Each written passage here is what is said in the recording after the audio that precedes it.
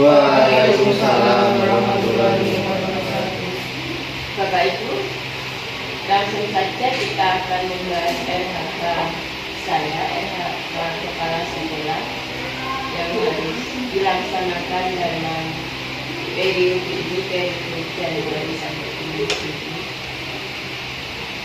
RHK saya itu berjumlah, kita flashback aja.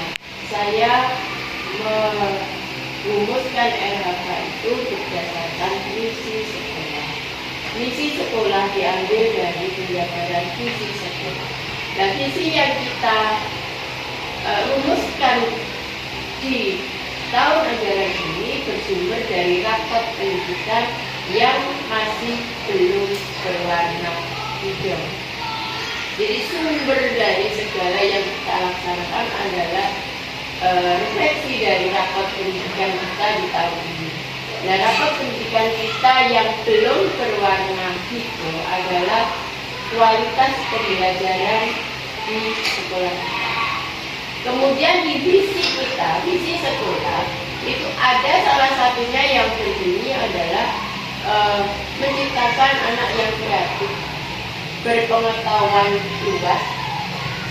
Saya pikir teman-teman sudah tahu semua karena memang rumusan visi dan misi yang kita lakukan sudah kita rumuskan bersama-sama.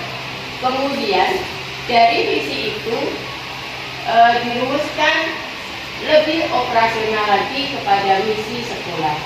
Misi yang kaitannya dengan kualitas pembelajaran itu adalah pengoptimalan pembelajaran yang sesuai dengan karakter peserta didik serta terlaksananya proses pembelajaran berdiferensiasi. Jadi selama kita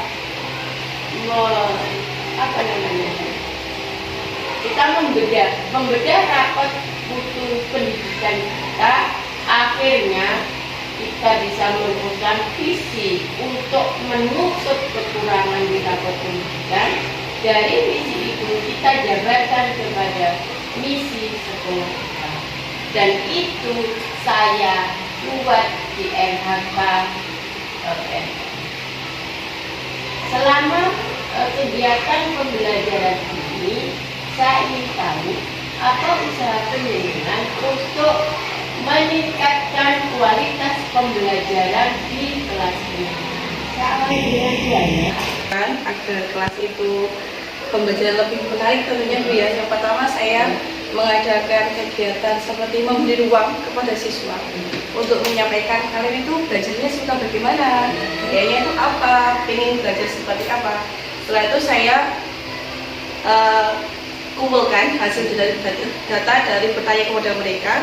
Terus saya berusaha memahami kebutuhan mereka itu, oh anak ini tuh belajarnya gaya dengan seperti ini, si A seperti ini. Jadi saya temukan di kelas itu beraneka ragam karakteristiknya anak-anak. Setelah itu saya berusaha menciptakan kelas yang menyenangkan dan mereka tuh pengen masuk terus gitu. Mungkin dengan saya ajak sering bermain sambil belajar, saya ajak lihat video, ataupun saya ajak mendengarkan cerita lewat handphone biasanya saya. Setelah itu saya juga, karena siswa di sini itu banyak yang orang tua itu bekerja terutama, jadi mungkin belajar itu hanya di sekolah. Jadi di rumah mungkin tidak diulangi lagi, tidak diberikan penemanan belajar, walaupun mungkin cuma membaca 15 menit gitu. Kan penting gitu di rumah itu diulangi. Jadi saya berusaha untuk melakukan selain PR juga mengajak berinteraksi kepada wali murid supaya setidaknya meluangkan sedikit waktunya saja untuk menemani mereka belajar. Selain itu saya juga berusaha mengembangkan diri saya, mengikuti pengembangan yang ada di luar seperti webinar atau mengikuti kegiatan materi topiknya di PME. Pasti sekali. Kalau pembelajaran itu sesuai dengan minat siswa seperti yang dengan biasakan itu, berarti beliau harus banyak sekali mencari metode yang bisa sesuai dengan kebutuhan mereka. Iya. Ada kendala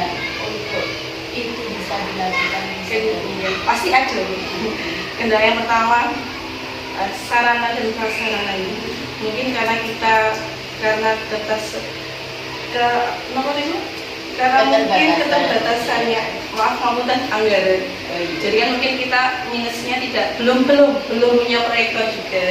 Jadi kadang mau menampilkan media atau video itu cuma satu laptop, itu buat bersama, terus cuma satu HP yang dibantu speaker saja. Jadi kan mungkin ada menariknya, tapi untuk kalau banyak anak kan kurang menarik, penyampaian informasi kan juga kurang. Jadi yang pertama karena ketersediaan sumber dayanya, sarana prasarananya. Yang kedua tadi karena anak-anak kan kebutuhannya banyak gitu. Menurut saya pribadi, manajemen saya yang kurang. Karena kan harus mengerti, anak ini seperti ini, harus pandai mengelompokkan sesuai dengan kebutuhan mereka, serta menyiapkan media yang sesuai dengan mereka. Jadi kan mungkin si A yang dominannya anaknya sudah mampu, mungkin hanya untuk bendanya saja cukup.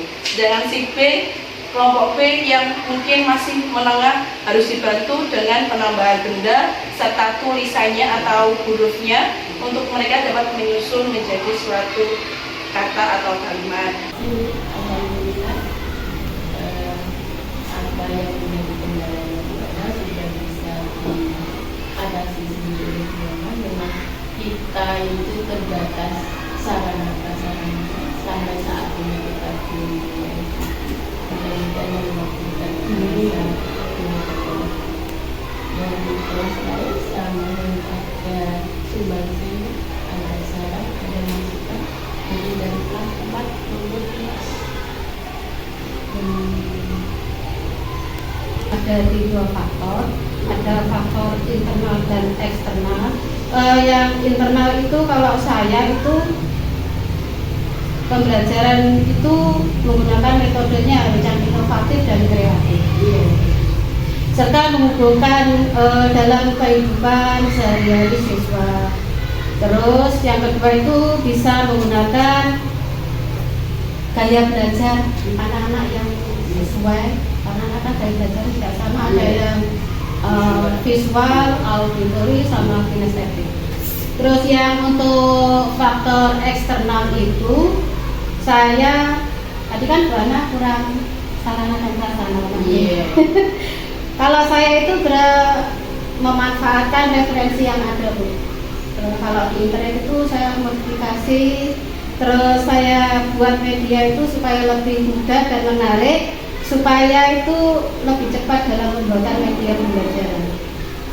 Terus biasanya di dalam bentuk apa media pembelajaran itu setelah dengan dosen di internet, karena kita punya dalam bentuk print. Oh gitu. Terus yang kedua itu karena tadi Bu Ana menyinggung keterlibatan orang tua, sama saya juga nanti akan membuka ruang dialog dengan wali murid atau mengadakan bimbingan konseling.